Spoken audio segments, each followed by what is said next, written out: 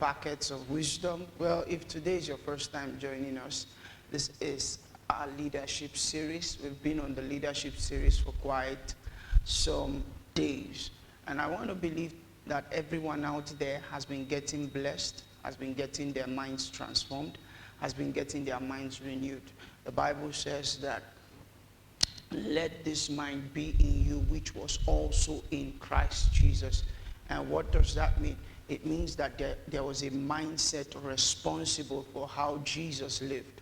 And if we are able to acquire that mindset, then we can do everything he does. This is very powerful because it was actually the mindset of Jesus that made him Jesus, not the body of Jesus alone. He said, a body thou hast prepared. He said, a body thou hast prepared for me. All right? And so if we're able to work out that particular aspect,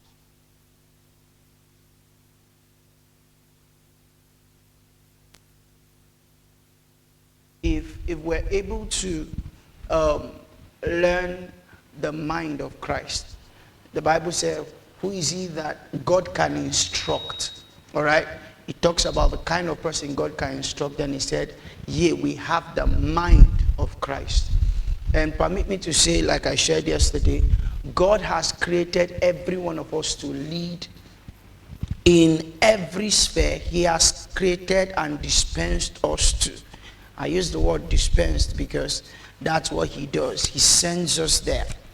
And in a few minutes, I am going to share how powerful this affects your life as a person.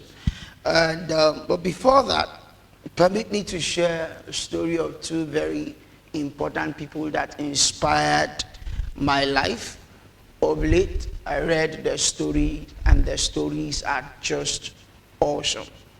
All right, there's a man actually called Tim Berners-Lee. Tim Berners-Lee actually was the man who created the World Wide Web. The World Wide Web happens to be an internet language, that helps everyone access the internet. Years ago, the internet was only possible through the transmission of floppy disk. How many of us remember the days of floppy disk? If you ever saw a floppy disk, if you use a floppy disk, raise your hand. Tony, you didn't use floppy disk. Media pastor, did you use floppy disk? See, next time I'm talking, I don't want to see you near me. You didn't use floppy disk. Jesus! You don't know what floppy disk is? Okay, well, I use the floppy disk. I use it countless times. It's like a flash drive. It's not a flash drive actually, but we call it diskette actually. All right? It has a film, a round film inside, through which information is transmitted from one computer to another. So before, you don't use flash drive. You don't use memory cards. You use floppy disk. Now, so then, if you were going to browse the internet, you needed a set of programming from a diskette or floppy disk to put into your computer, and then you would begin to browse. And there were quite a lot of hitches around that. And so this man submitted the proposal for the creation of what we call the World Wide Web to his boss some years ago. But the boss insulted the work 3 times. And so do you know what? He went about to create the World Wide Web that had 3 very important constituents. Number 1, the HTML, which is actually what we call the internet address. The URL, which is actually called the address. All right? And then the HTTP. And we all know, for those who are in the internet space or the ICT, you know that the HTTP talks about the connection. All right? Now, in the year 1993, do you know the beautiful thing? When this man created this internet main achievement, you know what happened? He decided that he was going to give it for free. Actually, there was another company that had developed something close to that, but they were going to sell their idea. Now, and you know how powerful this is? The man gave up his patent rights for what he just created. Do you know what that means? I want you to imagine, how many clicks do you do on your phone every day? when you press the internet? How many clicks? Thousands, right? Now, I want you to imagine that this man decided that per click is $10. Now, every time you click your phone, $10 leaves your phone. Every time you click it. Now, guess what? That man will have been the richest on earth. But you know what? He decided to let the world access the new level by giving what he had discovered free of charge. Now, what am I trying to say? Great leaders have a dimension of them that is not about the gain they tend to make monetarily, but about the gain of ensuring that a whole generation enters into the new level of development. In fact, can I share something? The Queen of England knighted him. But when they were knighting him, to be very sincere, he finished and he just dropped the whole thing. And you know his idea? That the greatest impact is not what is visibly known. So the reason why you can press your phone today and at every click there is an internet space you have access to is because that man gave for free what other people were asking for a pay for. Now, secondly, I want to tell us about the story of the first woman to study to a PhD level in ICT. Unfortunately, she was a nun, a Catholic nun. Then, in the world of ICT, women were not permitted to get in there. Women had always been the last to access body of information, body of educational truths. Well, guess what happens? In the year, 1965, the woman, Sister Mary Kenneth Keller, broke a world record by being the first woman to achieve a doctorate degree in ICT. Now, leadership comes with a record-breaking effect. Record-breaking effects. And for somebody to break a record, the person needs to know the existing record. This is powerful. You cannot break a record you don't know about. And guess what? I want to believe that through this very particular series, God is going to be raising people who are going to be record breakers in the name of Jesus Christ. So, I'm going to share a few keys that will guarantee the desire to break records. Number one, note this down. Are we ready to write? Number one, you cannot break a record you don't know about. You cannot break a record you know nothing about. And so what does this call for? It calls for study. It calls for research. It calls for you going out to look for what is already happening. You cannot break a record you don't know anything about. Can I say it one more time so you note it down? You cannot break a record you know nothing about. And so you will have to go beyond what other people have been doing to discover what they have achieved before you can break that record. Are you in the business space? Look for something somebody has achieved and press to surpass it. You know the beautifulest part of record breaking? It must not be other people's record you break. You can push yourself to the limit of breaking your own record. I think a few days ago we saw a girl who decided to break the record of the longest person hugging a tree. And a man got angry and said he's going to go and uproot the tree. Uproot the tree. You can break your own record. In fact, can I tell you the truth? What is actually growth? Growth is you breaking your previous record. It's as simple as that. Breaking your previous record. Now, can I tell you the truth? Those who race against their own records will ever find themselves beyond where they found themselves the previous day. For example, let's say I used to sleep for, let's say, 10 hours. And all of a sudden, I have discovered that I am not fully productive in that wise. I would have to beat my record of a 10-hour sleep. I heard a man yesterday, a man said, I am not smart at all. I'm shocked. I'm checking him out. Said, I'm not smart at all, but I'm seeing the achievements. He's worth millions of dollars. He's worth a whole company with over possibly 2,000 staff on payroll and all of that.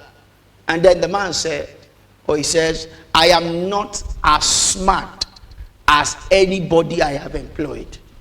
What? So I was waiting to get the catch. What did he say?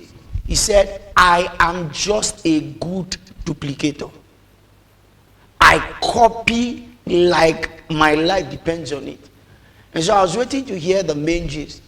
He says, I copy the life of successful people. He said, if I read about them today and I discover that they don't sleep to get the result they get, I will reduce my sleep. If I discover that they are disciplined, I will get more discipline.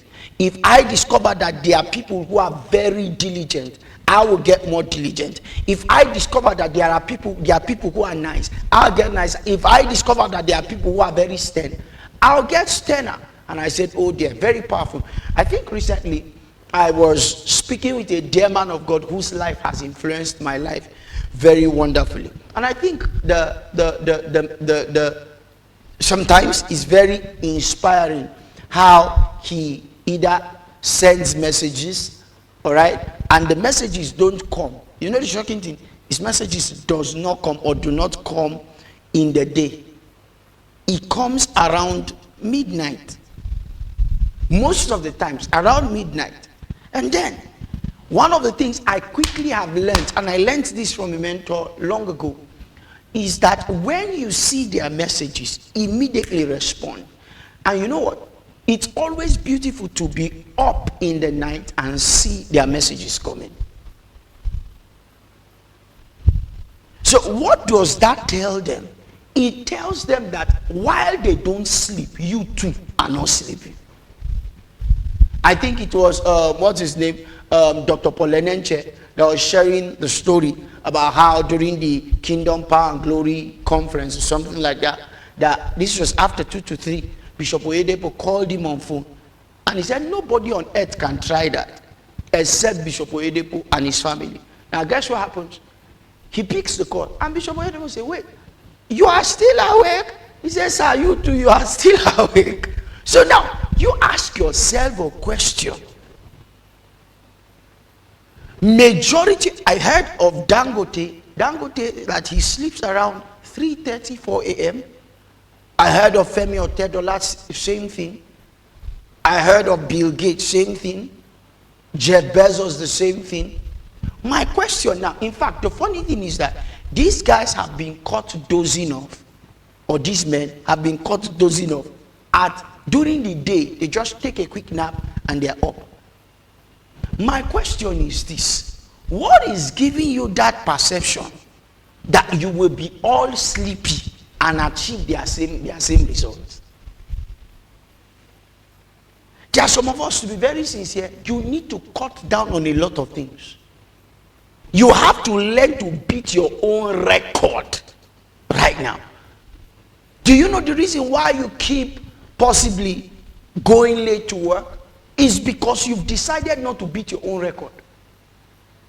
Do you know the reason why you've never possibly saved up? Is because you've not seen that financial aspect as a goal.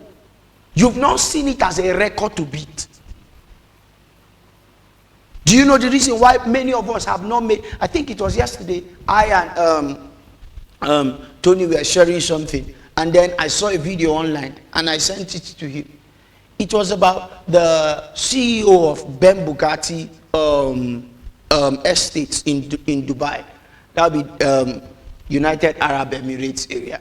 Now the man said that, you know, I think he was asked, how did you come to a point where you could build so much wealth and all of that? He said that when he started with so much work that he made 100 and how many? 115, or or 5, something like that, between 105 to 15 or 10, 9, 10, something like that, 100 and in a day. In one day.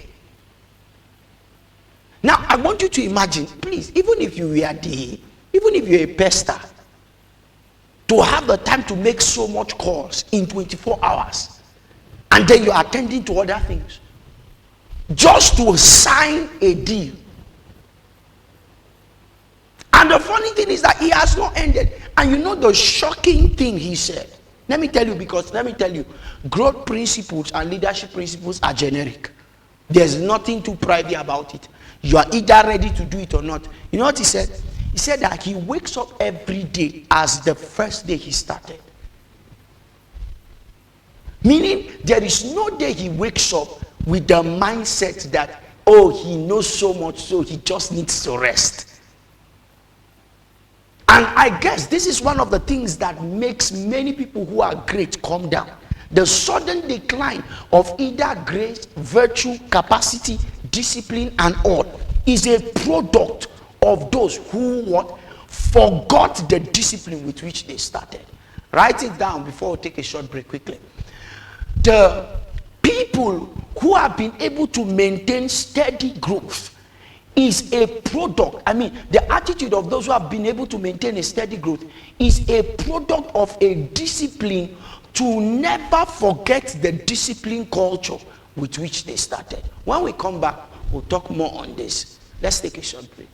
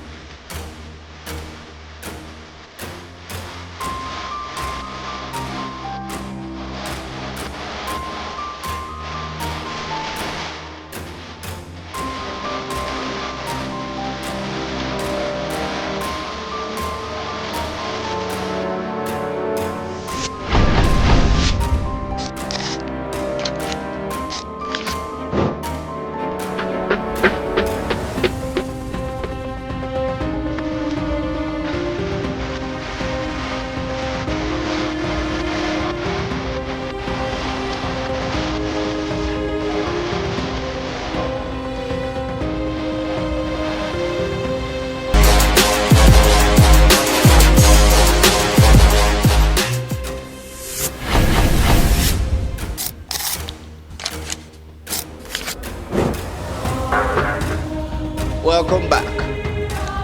Now, like I said, you must be at a goal to beat your own record.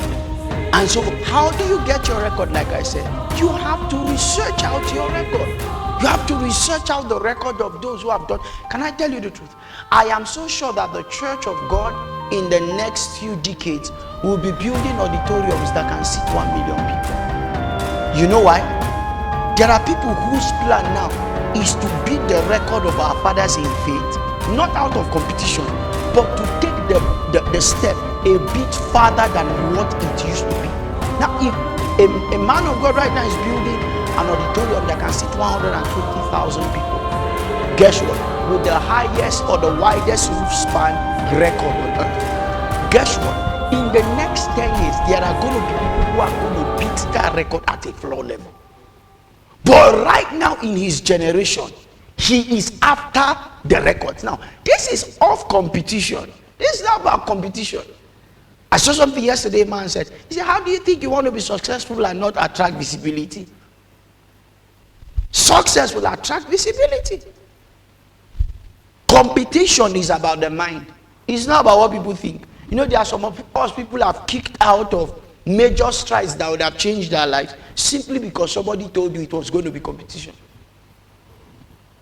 And can I tell you, sometimes it's the excuse of those who don't want to strain themselves in life. Say, I don't want to compete. Nobody is saying you should compete. Hello, let me tell you, it's like a rat race. If you don't run, if you don't keep running ahead, the challenges of life are running without your permission. There's something I always say, it's easier to succeed than to fail. You know why? Let me show you a little bit of what success can do. Recently, one of my family members went to a banking hall to handle something.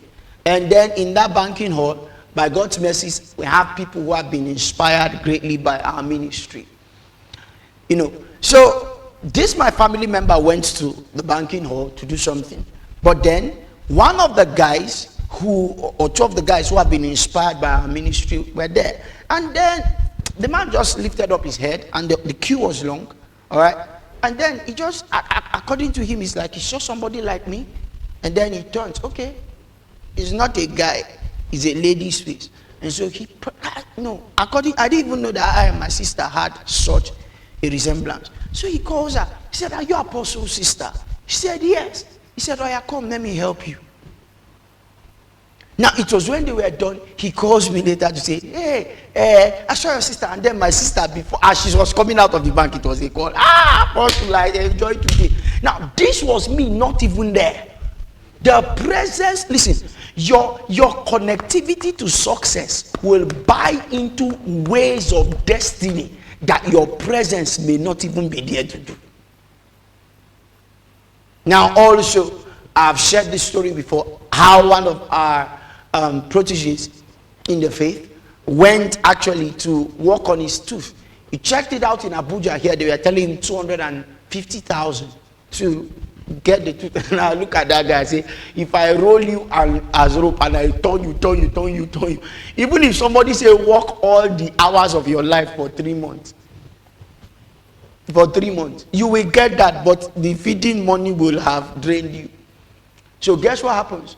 We sent him to someone, and when he got there, and then the person called me and said, you sent someone. So he thought maybe it was just a customer. He said, actually, I'm going to do it, but because you sent the person, I'm going to collect 59,000. What?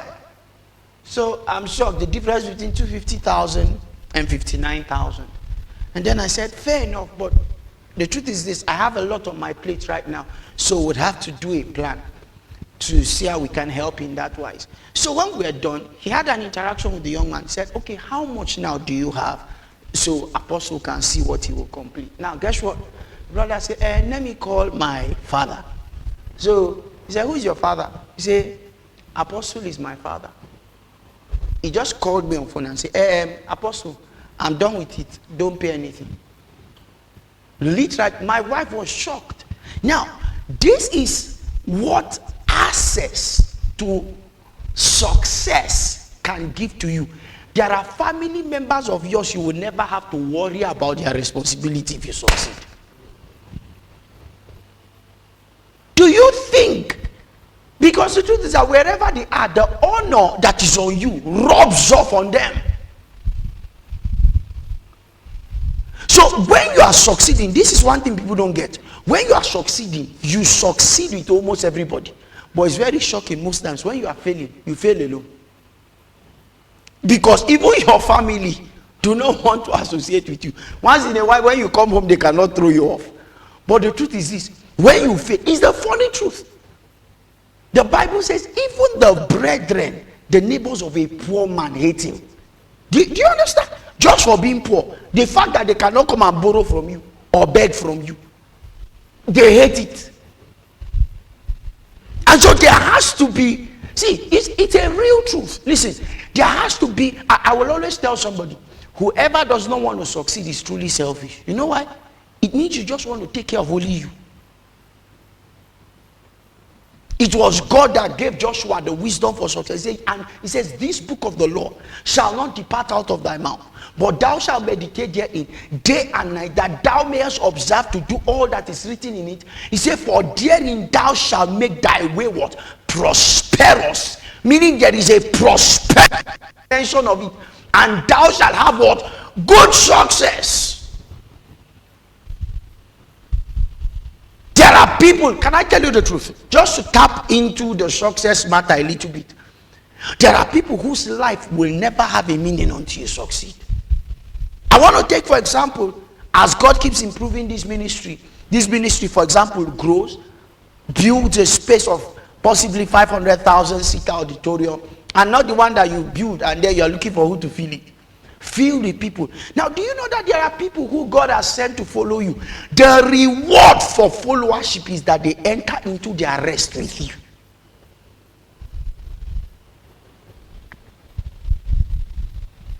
And so deciding not to succeed is you denying people access to their destiny. Are you that selfish? Like, do you really want people off the streets succeed? Beat your own records. Beat at your own game. I was talking to a fitness coach recently. I was asking him what's his routine. Protege of mine. What's his routine? He was telling me, sir, I do this, I do this, I do this, I do this. And I told him, I said, Oga, you have to double up. Wait, as though I can do what I was telling him to. But to be very sincere, that's my job as a coach. To tell people to do what I have sensed they can do. Not to tell him, hey, some of us are the ones that spoil giants. You know how you spoil giants? You tell them you've carried enough. You've carried enough. No, listen, the people you want to grow back, can I tell you the truth? As good as your motivations can be, let your push on them be more stronger than just commendations. You know the problem with that? When you commend too much than you push, they will only be programmed to succeed because they are commended. And I've discovered one thing: those that stand out in the midst of fierce situations. You heard the story of Napoleon Bonaparte. Napoleon Bonaparte, I heard, confronted his father. And when he confronted his father, he said, Daddy, you've been going for wars, if I'm not mistaken. You've been going for wars and all of that. How much of the world have you conquered? The father told him, I have conquered about 1/3. Half third. He got angry and said, Daddy, so you want to take over the world and leave nothing for me to take over? You know what another guy will say? Father, you pay the price. That's why see, if you check children or kids of families that we are born in East, they always destroy the legacy of their parents. So you know what Napoleon Bonaparte did? If you check, you will not even hear the name of his father as loud as his name. He took an expedition that he was going to conquer the world. That if his father took half-third of the world, he's going to take the whole world. In fact, it was said that when he goes out for battle, it takes years before he comes back.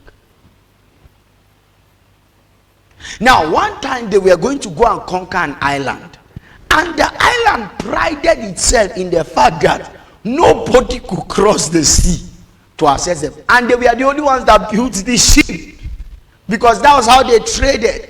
So they built the ship, go and trade and come back. And when they heard that Napoleon Bonaparte was coming, they kept on dining. They laughed. Nobody can come. You know what Napoleon Bonaparte did? He told all his guys, all the supplies we have, we're going to use it to build a bridge. Now, guess what happens? But the guys are a little bit wavering. And so they camped by the sea, all right? And they'll just be looking at the island from far. And the island king will just come out once in a while and smile from far. And guess what happens? The food of his guys got finished. Now, people were almost dying of starvation. He now told them, he said that we have only one challenge, only one course of action. It's either we die here or we go to where food is. So he said, they asked him, where is food? He said, it's in the camp of our enemies. And you know the disadvantage of this? The island was a bit high. So if you are in a ship, they can shoot you dead. So you know what he did? Instead of a ship, he said they'll build a bridge.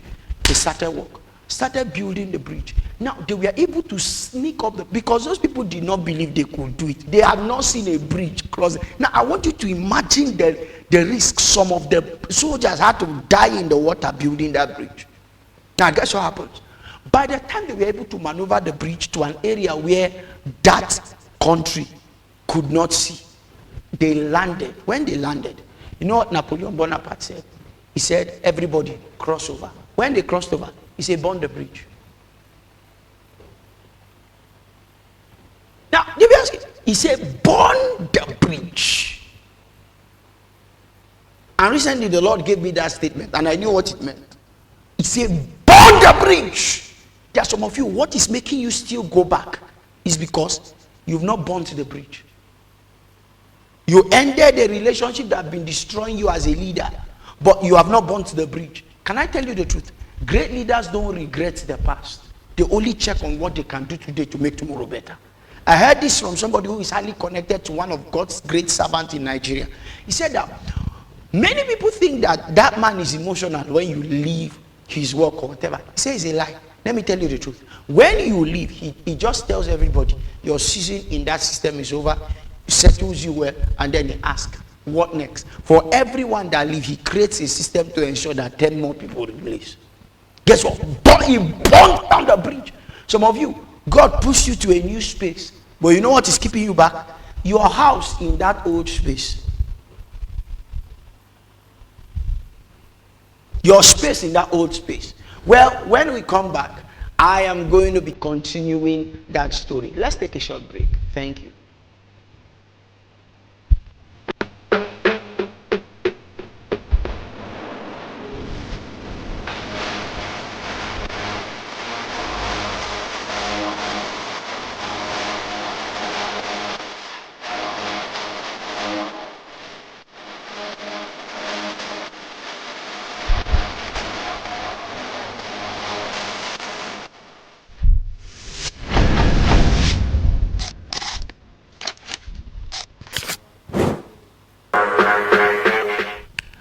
Welcome back. So, about my story, he said burn the bridge. Now, it was when they started setting the bridge on fire that those who were on the island discovered that these guys had entered. You know what he looked at his commanders and told them? He said, anybody that tries to get into the water, before the water drowns them or before they swim over, kill them. So, there was only one direction. You know the reason?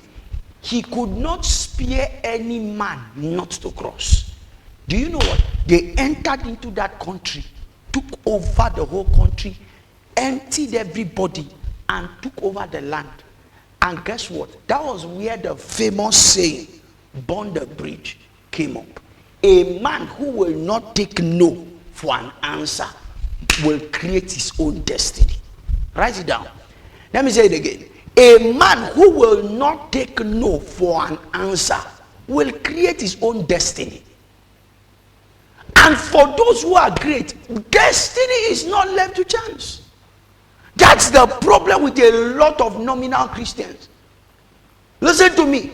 There is a picture of a destiny God has put in my spirit. And can I tell you the truth? Listen to me from the depth of my heart. That vision will not come on a platter of gold. It will not come just by prayer alone. That's for those who think prayer is the only thing. It will not come by the study of God's word alone. That's for those who think it's just the study of God's word. It will not come by diligence alone. That's for those who think that the arm of flesh is enough. It will come when all forces unite. And this is one thing many people miss out. You can see somebody strong in prayer and tell the person, because you pray like this, you will succeed. It's a lie.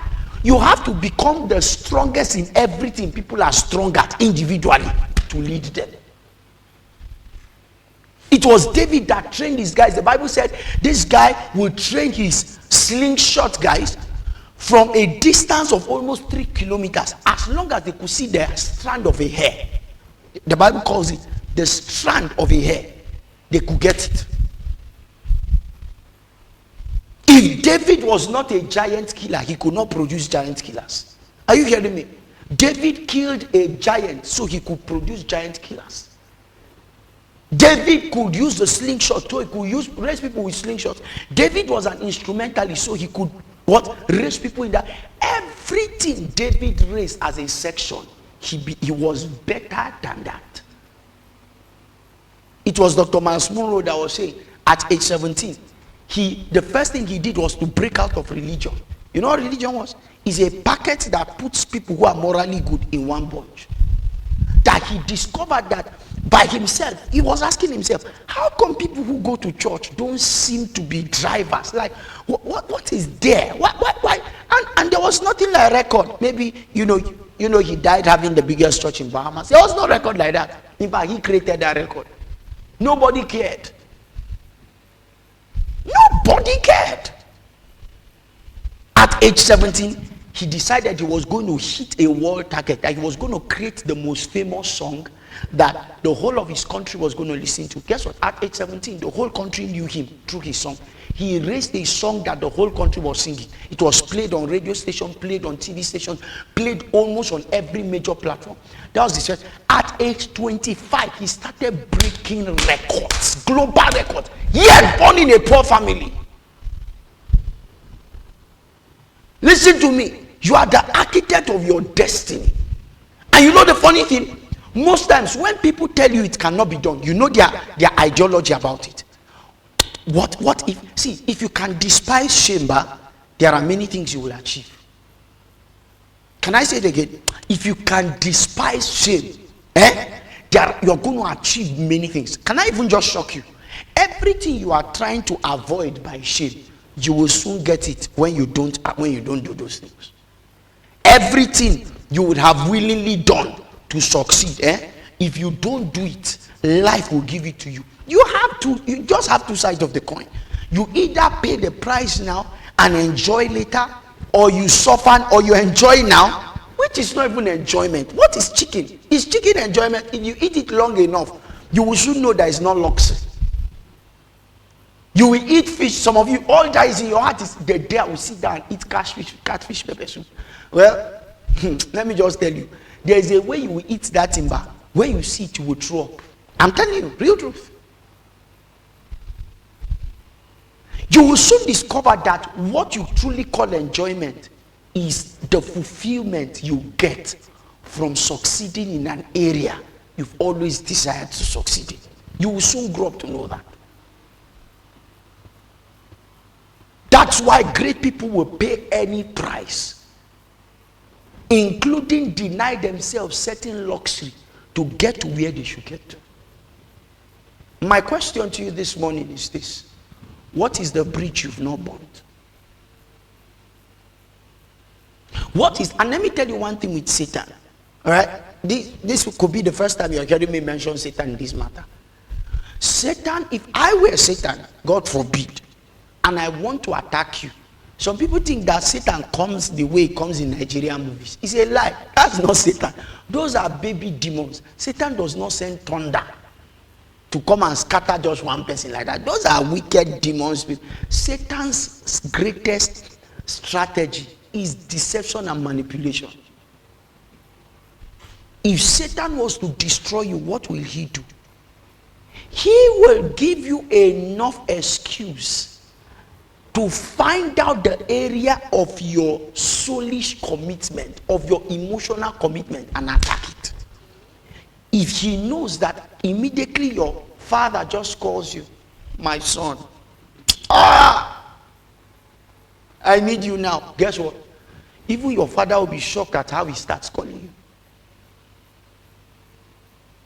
That's why when Jesus was going to talk about his disciples, he said, no man who has left father, mother, brother, sister, he did not say love them. He did not say hate them as per don't relate with them. But listen, there must be a vision that is stronger than emotional tie. You know what happened? I think it will be Jesus that says in Luke chapter 14. He says, if any man must be my disciple, he must what? He must hate. The word hate there does not talk about hate them, but it means priority. I know of somebody who has left his primary assignment simply because they told him to come and stay at home. Stay at home. And you know the funny thing, long enough, when you stay long enough, they will start disturbing you. Love your parents, but the Bible did not say obey. He said honor your father and mother, but he said obey your parents in the Lord. And by that, anything that coaches you towards destiny, listen, you cannot be listening to every beck and call of those you are emotionally connected to and succeed. There are some of you, when you should be reading, your fiancé tells you, oh, you've not called me today. Hello? Succeed. Every other thing you're looking for will come. Some of you have planned, I'm going to read a book, but you discover that once it's time to read that book, that's when the calls come. Some of you, that's when sleep comes. You've never fought sleep in your life. You know I can say this. I was a sleeping machine. I slept to a point to which I walk on the street. We finish one meeting. I walk on the street. I walk like from here, but see, God, to maybe First Avenue asleep. In my dream, I was seeing the road and I did not lose. I didn't enter my road. I slept till that point. My elder brother was behind me. We were just walking. He was talking to some people. He did not know, and I didn't know I was sleeping. My father had a saying then. He said, put Rotimi on the zinc roof of a house, two-story building, and let him be rolling. He will still be sleeping till he falls down. I will finish playing instrument. Immediately I sat down. The spirit of slumber will come. There was a day my father came while I was sleeping in church. He slapped me in church. I said, young boy, slap me. No fan, no AC there, no. But you know, I thought I was a master. I still met some masters in church. There was this woman. I think I'm going to wrap up with that story. Even remembering the story right now is funny. This woman, see, there were two. We had one, Mr. Clifford. I will not call the woman's name, just in case she gets to see this in the future.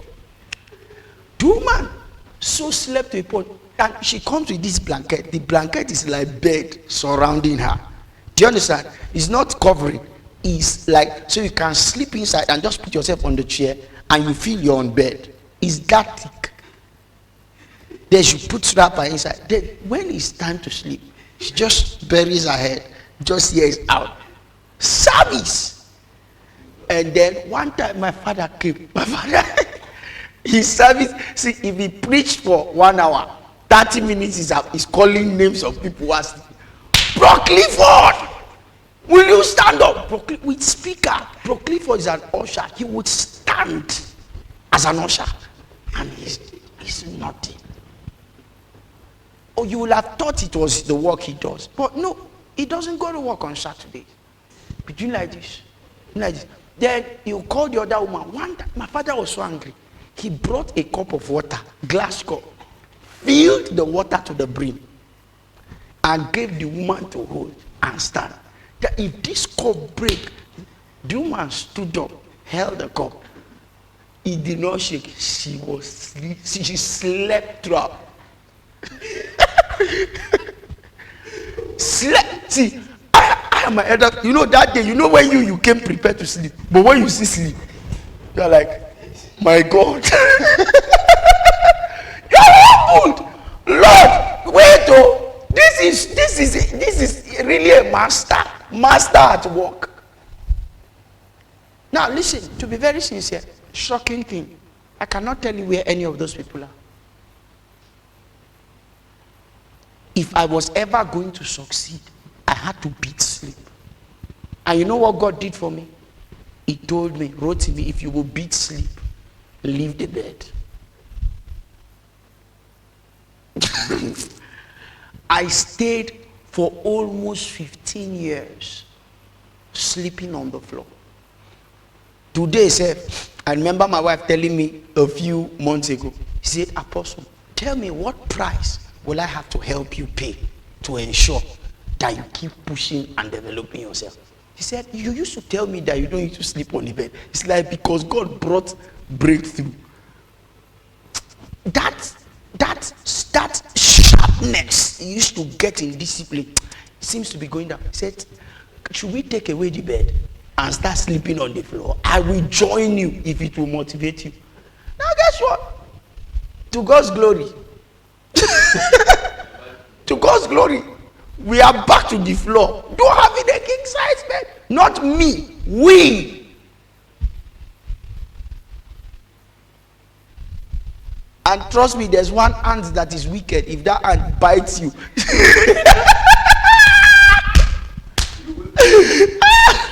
if that ant bites you from your dream, you will be shouting, yeah! You come. Are we together? Listen to me. Life will not give you what you feel you deserve, to give you what you fight for. Now, you don't need to fight aggressively. You can fight with wisdom. I challenge you today. Listen, no matter what I've taught, discipline will do the greatest of effect. To do the greatest work. Choose today to beat your own record. Say after me, I will beat my record. In lateness, in dressing, in savings, in excellence, in capacity. In fact, since yesterday, I think my team has been breaking records. Yesterday, we had one that works in the office, come early to work dressed. Hi! It was as if we are going to do celebration. What is it? You don't want to laugh?